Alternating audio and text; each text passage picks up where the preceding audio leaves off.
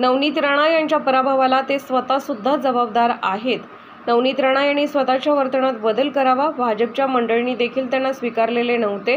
दरम्यान आगामी विधानसभेच्या निवडणुकीत प्रहार पक्ष बडनेराचेच नव्हे तर यावेळेस तिवसा विधानसभा सुद्धा लढू। संपूर्ण राज्यात आम्ही उमेदवार देणार आहोत। आमचा दूरदूरपर्यंत संबंध नाही आहे।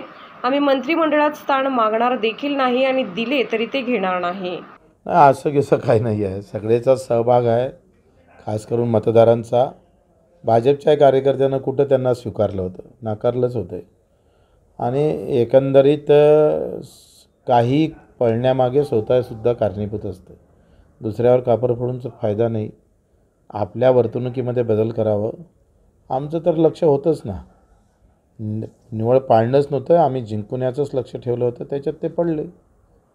आम्ही सगळं एकच निवडणूक लढणार आहोत। वेळ आली तर तिवसातही लढू, बडनेरात पण लढू।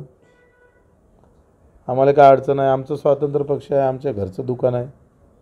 जेव्हा मनात आलं तेव्हा चहा बनवण्याचं काम करू। आम्हाला ऑर्डर घ्या नाही लागत, कोणी देत नाही, आम्ही ऑर्डर देतो। हा फरक आहे। दुरून संबंध नाही। मंत्रिमंडळ विस्तार करावा, पण आपला त्याचा काही संबंध नाही। की ते तर देणारच नाही आणि दिलं तरी बच्चू कडू घेणार नाही। लोकनायक न्यूज।